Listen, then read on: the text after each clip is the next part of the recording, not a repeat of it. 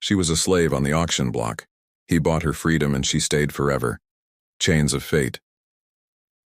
The air in Tarsus Seven's underground market reeked of fear and desperation. Vela stood motionless on the crude platform, her purple skin dulled by weeks of captivity in the mining colony's holding cells. She kept her silver eyes fixed on some distant point beyond the jeering crowd, refusing to acknowledge the humiliation of being displayed like merchandise. Lot 17, announced the auctioneer, a corpulent man with cybernetic implants glinting along his jawline. Zeronian female, prime condition despite minor resistance issues. Excellent for mining operations, laboratory testing, or... He paused, letting his gaze slide suggestively over her form. Private collection. Vela's jaw tightened, but she maintained her distant stare. The inhibitor collar around her neck prevented her from accessing her natural empathic abilities, a trait that made Zeronians both valuable and feared. Without it, she could have influenced the emotions of everyone in this room. With it, she was just another body to be bought and sold. Among the crowd of miners, traders, and colony officials, a tall human stood near the back wall. Cayenne Rayner's diplomatic credentials had granted him access to this illegal auction, though his presence here would mean immediate expulsion from the Interstellar Diplomatic Corps if discovered. His mission had been simple: gather evidence of Tarsus Seven's illegal slave trade to present to the Galactic Council. He hadn't planned on direct intervention until he saw her. Something in the Zeronian woman's defiant posture struck him. Despite the chains and collar, dignity radiated from her like heat from a star. She wasn't broken, not yet, and Cayenne couldn't bear the thought of watching that inner light extinguished. 20,000 credits, called a voice from the front row. A mining supervisor, judging by the industrial implants visible on his arms. 25, countered someone else. Cayenne's hand raised before his mind fully processed the decision. 50,000. A hush fell over the crowd. The auctioneer's augmented eye whirred as it focused on Cayenne. 50,000 from our diplomatic visitor. How unexpected. Vela's gaze snapped to Cayenne, seeing him clearly for the first time. Confusion and suspicion flickered across her features. Any other bids? The auctioneer asked, scanning the silent crowd. Sold then. Approach for processing. Minutes later, Cayenne stood in a cramped back room, completing the transaction while Vela waited under guard nearby. He could feel her eyes boring into him, her contempt almost palpable. Transfer complete, the administrator said, handing Cayenne a small control device. The inhibitor collar is linked to this. Standard range is 50 meters. She runs, she suffers. Simple enough. Cayenne pocketed the device with barely concealed disgust. I understand. When they were finally alone in the corridor leading to the docking bays, Vela spoke, her voice low and melodic despite the edge of hostility. Whatever you purchased me for, human, know that I will never willingly submit. Cayenne glanced around to ensure they weren't overheard. I didn't purchase you for anything.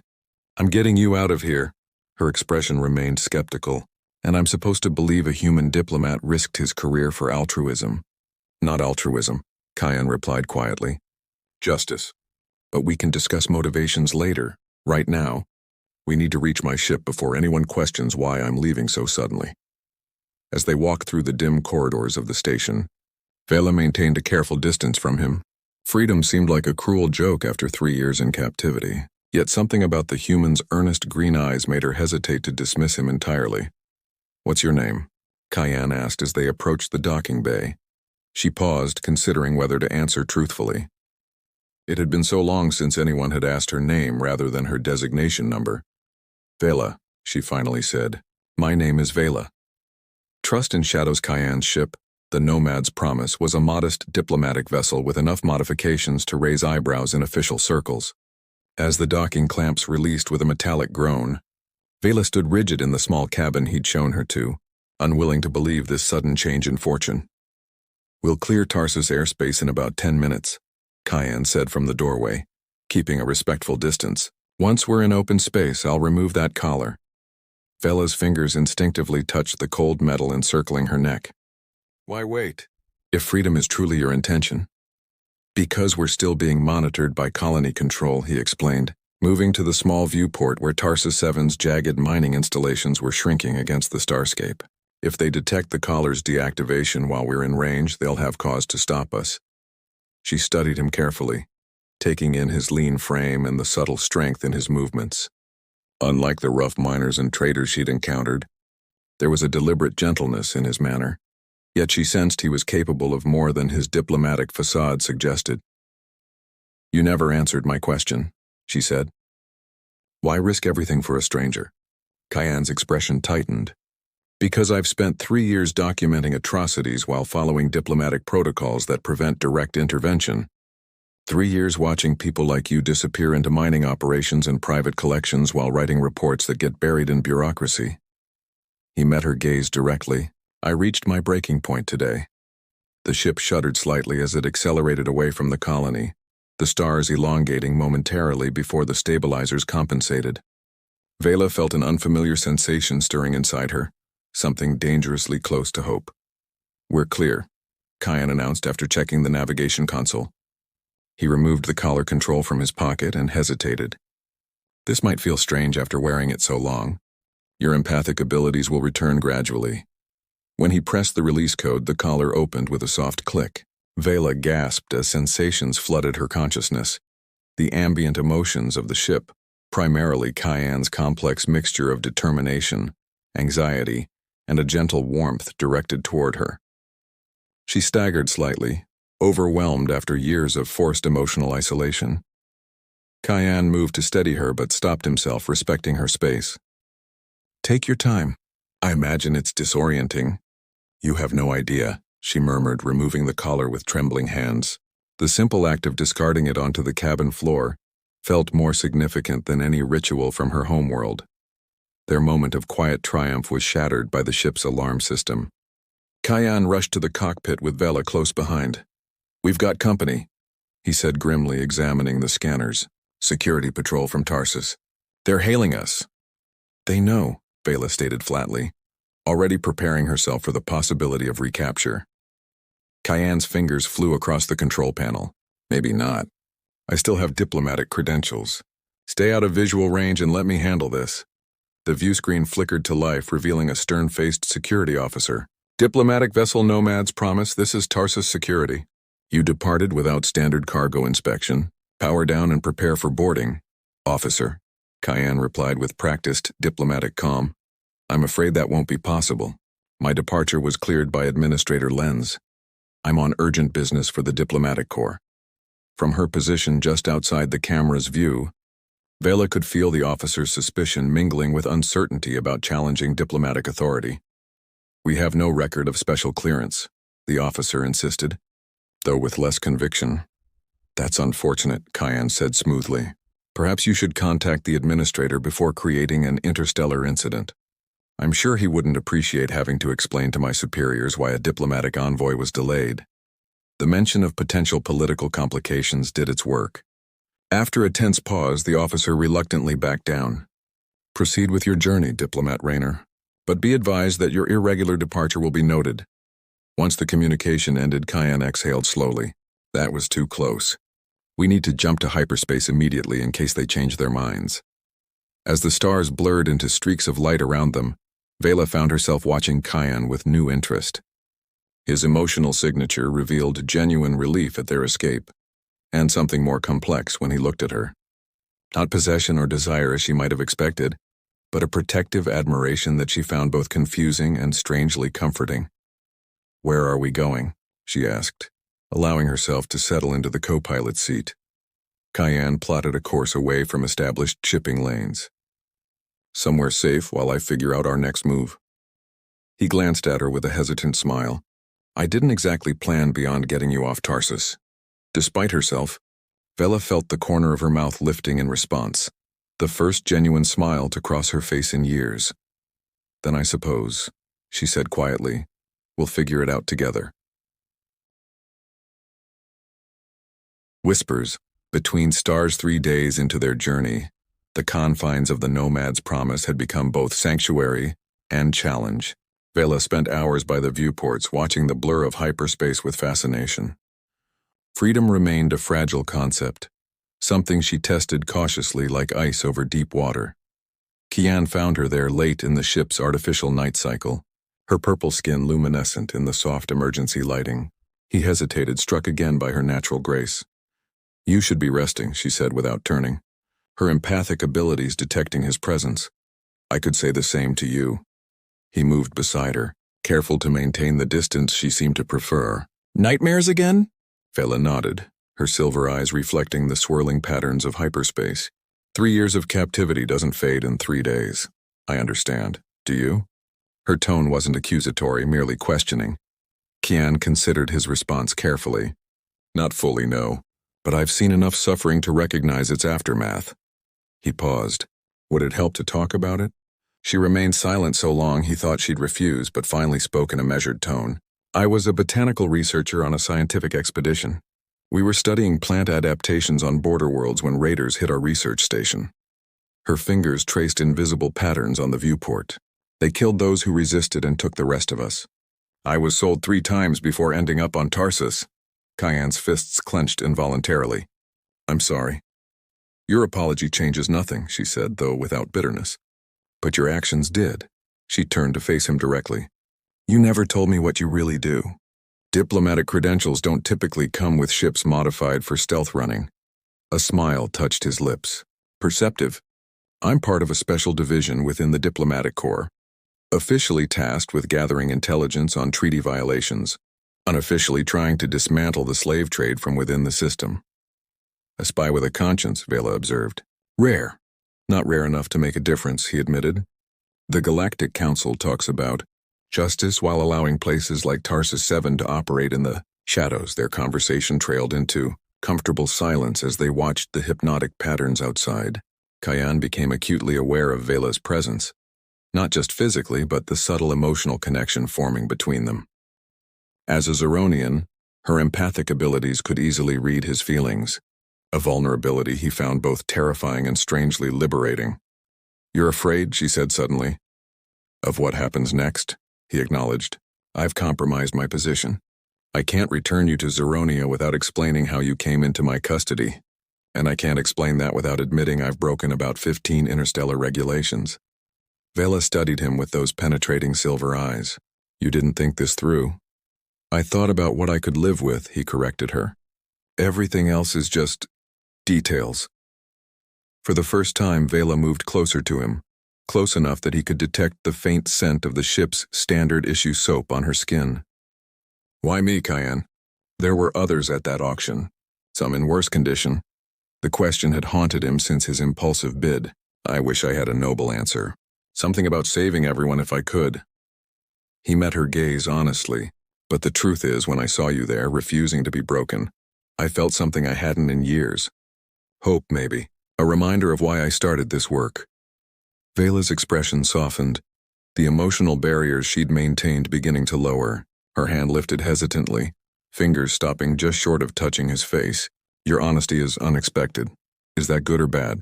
He asked, hardly breathing as her hand hovered near his cheek. I'm still deciding, she whispered, finally allowing her fingertips to brush against his skin. The contact sent a shiver of connection between them, her empathic abilities creating a feedback loop of shared emotion that made them both gasp. Vela withdrew quickly, startled by the intensity. I'm sorry, I should have warned you. Physical contact amplifies the empathic connection for Zeronians. Kian's heart raced as the echo of her emotions lingered. Her cautious trust, her conflicted attraction, her fear of vulnerability. Don't apologize, he said softly.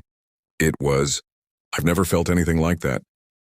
The ship's alarm system interrupted the charged moment between them, a series of urgent beeps that pulled Kian reluctantly to the control panel. What is it? Vela asked, moving beside him as he scanned the readouts. His expression darkened. Proximity alert. There's a vessel tracking our hyperspace signature. He pulled up the identification data and swore under his breath. It's registered to the Tarsus Mining Consortium. They're not giving up that easily. Vela's momentary openness vanished, replaced by the vigilant wariness that had kept her alive as a slave. How did they find us? I don't know, Kian admitted, already plotting evasive adjustments. But we're about to find out if those modifications I mentioned are worth what I paid for them. As they prepared to drop out of hyperspace to implement their escape plan, the brief connection they'd shared lingered between them, a promise of something deeper if they survived the coming confrontation. Hunters in the void, the Nomad's promise shuddered violently as it dropped from hyperspace, stars snapping back into fixed points against the void. Cayenne's hands flew across the controls, pushing the engines well beyond safety parameters. "They're still with us," Vela reported tensely from the sensor station. "Matching our vector change," Cayenne cursed under his breath. "They shouldn't be able to track us through a blind jump. Someone's feeding them our coordinates." A barrage of energy pulses streaked past the viewport, the pursuing vessel closing distance rapidly. "Disable only," came a voice over the comms. "The cargo must remain intact." Vela's expression hardened at being referred to as cargo. "They're targeting our engines." "I need to get to the maintenance shaft," Cayenne said, already moving toward the rear compartment. "There's a transponder beacon somewhere on this ship. Can you handle the controls?" She slid into the pilot's seat without hesitation. "I flew research vessels before my capture. Go." The ship lurched as Vela executed a spinning dive that momentarily threw off their pursuers. Cayenne braced himself against the corridor walls before dropping into the cramped maintenance area beneath the deck plates. The space was a maze of conduits and circuit panels. If someone had planted a tracking device, it would be connected to the ship's power grid. He methodically traced connections, acutely aware of each violent maneuver as Vela evaded their hunters. After precious minutes of searching, he found it, a small device spliced into the communications array. "Clever bastards," he muttered, recognizing the handiwork of Tarsus security. They must have installed it during his last official visit, perhaps already suspicious of his activities. Just as he prepared to disable it, the ship took a direct hit. The impact threw him against a bulkhead, pain exploding across his shoulder. Emergency lights flashed as systems temporarily failed. "Cayenne," Vela's voice came through the internal comms. "They've locked a tractor beam on us. We're losing power." He ripped the tracker from its connections, but the damage was done. Their pursuers had found them. With grim determination, Cayenne hauled himself back to the cockpit, wincing at the pain in his shoulder. Vela's hands danced over the failing controls, attempting to break free of the invisible grip drawing them toward the larger vessel. When she glanced up at him, her silver eyes reflected both fear and resolve. "They'll reclaim me," she stated with terrible calm. "You should use the escape pod. As a diplomat, you might still talk your way out of this." Cayenne moved to the weapons console, a system officially listed as defensive countermeasures in his ship's registry. "No one's reclaiming anyone today." With surgical precision, he targeted the emitter array projecting the tractor beam. The pulse hit its mark, disrupting the energy field enough for Vela to wrench the ship free. They accelerated away, but not before the pursuing vessel launched a boarding shuttle. "They're still coming," Vela warned, scanning the approaching craft. Cayenne made a split-second decision. "There's a nebula in range. The radiation will mask our signature, but it's dangerous. Navigation systems will be compromised. Better than recapture," Vela said without hesitation. They plunged into the swirling gases of the nebula, a kaleidoscope of purples and blues engulfing the viewports. Static crackled across their instruments as radiation interfered with the ship's systems. The pursuing shuttle followed, but its larger size made it less maneuverable in the thick clouds. Cayenne used this advantage, weaving through denser patches that the shuttle struggled to navigate. A particularly tight turn brought Cayenne's injured shoulder against Vela's side. Despite the crisis, the brief contact sent another flash of empathic connection between them, his determination to protect her mixing with her fierce will to remain free. "I can feel your pain," she said softly, her focus still on piloting. "Both physical and deeper. Focus on flying," he urged, though the shared emotional moment had affected him profoundly. They emerged into a relatively clear pocket within the nebula, momentarily hidden from their pursuers. With systems compromised, they had no choice but to power down and drift, hoping the radiation would mask their presence. In the eerie glow filtering through the viewports, Cayenne finally allowed himself to examine his shoulder. The impact had dislocated it, the joint visibly distorted beneath his torn uniform. Vela approached quietly, her expression concerned. "Let me help you." Before he could protest, her cool hands were gently probing the injury. "This will hurt," she warned, then smoothly manipulated the joint back into place. Cayenne bit back a cry, sweat beading on his forehead. As the initial pain subsided, he became aware of a soothing warmth spreading from her touch. a healing aspect of her empathic abilities he hadn't known existed. "Thank you," he managed. Looking up to find her face inches from his own, time seemed suspended in that moment. The danger outside, the pain of his injury, everything receded except the connection between them. Vela's emotional barriers, so carefully maintained, lowered enough for him to sense her conflict, the professional researcher and the survivor of trauma battling with emerging feelings she hadn't expected. "This is unwise," she whispered, even as she leaned closer. "Probably," he agreed, his hand rising to gently trace the curve of her cheek. Their first kiss was tentative, a test of boundaries. The second was not. Years of Kyan's controlled diplomacy and Vela's necessary emotional distance dissolved as they found in each other an unexpected sanctuary. When they finally broke apart, breathless, Vela rested her forehead against his. "If we survive this," she murmured, "we should discuss proper courting rituals on Zeronia." A smile tugged at Kyan's lips. "I look forward to that lesson." The tender moment shattered as proximity alarms blared to life. The pursuing shuttle had found them. "Brace for impact," Kyan warned, pulling Vela toward the secure seating as the first volley struck their shields. What happened next occurred in fragmented moments of chaos. The boarding shuttle locking onto their airlock, the hiss of forced entry, the appearance of armed figures in Tarsus security uniforms. Kyan positioned himself protectively in front of Vela, his diplomatic credentials ready in one hand, a concealed pulse weapon in the other. "This vessel is under diplomatic protection," he announced, his voice carrying the authority of his position. "Any hostile action constitutes a violation of Galactic Council statutes." The leader of the boarding party, a scarred man with augmented eyes, laughed coldly.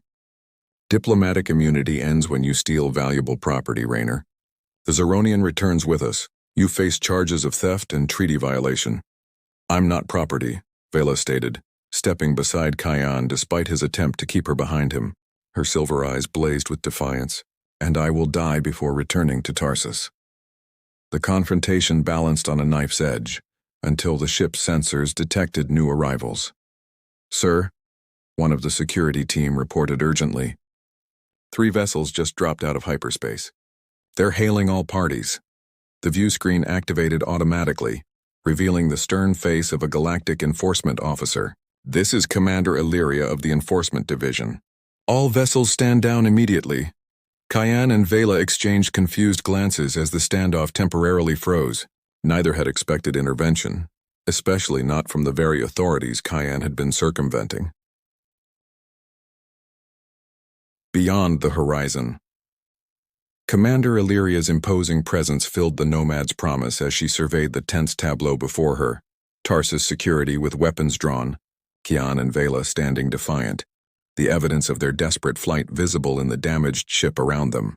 "Diplomat Raynor," she addressed Kyan with cool professionalism, "your activities have attracted considerable attention." The Tarsus security leader stepped forward. "Commander, we're retrieving stolen property. This is an internal Tarsus matter." "Silence!" Illyria cut him off sharply. "The Enforcement Division has been monitoring Tarsus 7 for months following intelligence reports of treaty violations." Her gaze shifted to Vela, including the illegal enslavement of sentient beings from protected worlds. Understanding dawned on Kyan. His reports hadn't been buried in bureaucracy after all, they'd been building a case. His impulsive rescue of Vela had merely accelerated events. "The Zeronian comes with us," Illyria continued. "As do you, Diplomat Raynor. The Council requires full statements regarding Tarsus operations."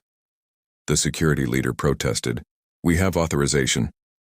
"Your authorizations are suspended pending investigation," Illyria interrupted. "Your entire operation is now under enforcement jurisdiction. Surrender your weapons."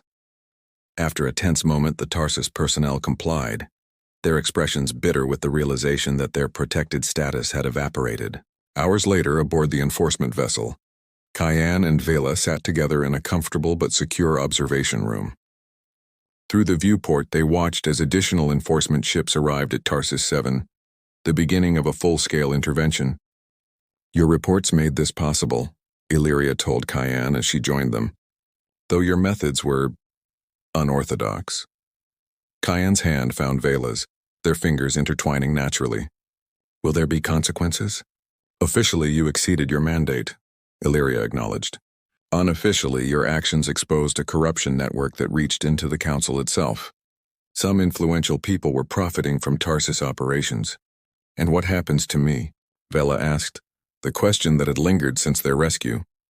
Illyria's expression softened slightly. You'll be granted protected witness status. Your testimony will be crucial in the proceedings against Tarsus officials. She paused. Afterward, you're free to return to Zeronia or choose another path. When Illyria left them alone, the reality of their situation settled between them. The immediate danger had passed, but uncertainty remained. Zeronia, Kyan said quietly. You're home. You can go back to your research, your life before. Vela studied their joined hands, his tan skin against her purple. That life feels like it belonged to someone else. I'm not sure I can return to it unchanged. The unspoken question hung between them. Their connection, formed in crisis and deepened through shared danger, now faced the test of normalcy. I've been offered a position with the Enforcement Division, Kyan revealed. Coordinating anti-trafficking operations across the sector. It would mean traveling to worlds where people need the kind of help you did. Vela's silver eyes met his, a smile slowly forming. These operations would benefit from a botanical researcher, I imagine. Someone familiar with diverse environments. Someone with empathic abilities to assess survivor needs. Hope bloomed in Kyan's expression. Are you suggesting a partnership? I'm suggesting possibilities, Vela replied, moving closer until their foreheads touched. The Zeronian gesture of deepest intimacy. My people have a saying. Stars may guide our journeys, but we choose which ones to follow. 3 months later, the newly commissioned intervention vessel, Starlight Bound, prepared for its maiden voyage. On the observation deck, Kyan watched as Vela directed the installation of a small botanical lab, her domain within their shared mission. She had changed since Tarsus. The haunted watchfulness remained in quiet moments, but alongside it grew a purposeful strength. Her empathic abilities, once exploited by slave masters, now served to help other survivors heal. As the final preparations completed, Vela joined Kyan at the viewport. Beyond the station's protective field lay infinite possibilities, worlds where people suffered as she had, worlds where they could make a difference together. Having second thoughts? He asked, noting her contemplative expression. No, she answered honestly. But I am thinking about what we might find out there. More danger, certainly. Kyan's arm slipped around her waist, drawing her close, and more chances to do what's right. Vela turned in his embrace, her hands framing his face as she had that first night on the Nomad's Promise. The empathic connection between them had strengthened with time, allowing them to share not just emotions but the deeper currents of their hopes and fears. The council representative called what you did for me a rescue, she said softly. But I've come to see it differently. Oh? Kyan raised an eyebrow, curious. You didn't just free me from chains, Vela explained, her silver eyes holding his. You showed me I could choose my own path forward, that my past didn't have to determine my future. The ship's systems hummed to life around them, signaling the imminent departure.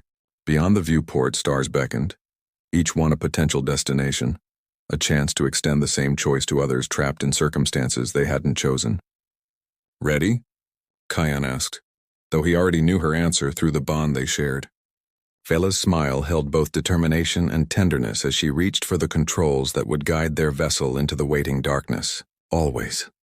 The Starlight Bound slipped its moorings and accelerated toward open space, carrying them toward challenges unknown and possibilities unlimited, a future they had chosen together beyond the horizon.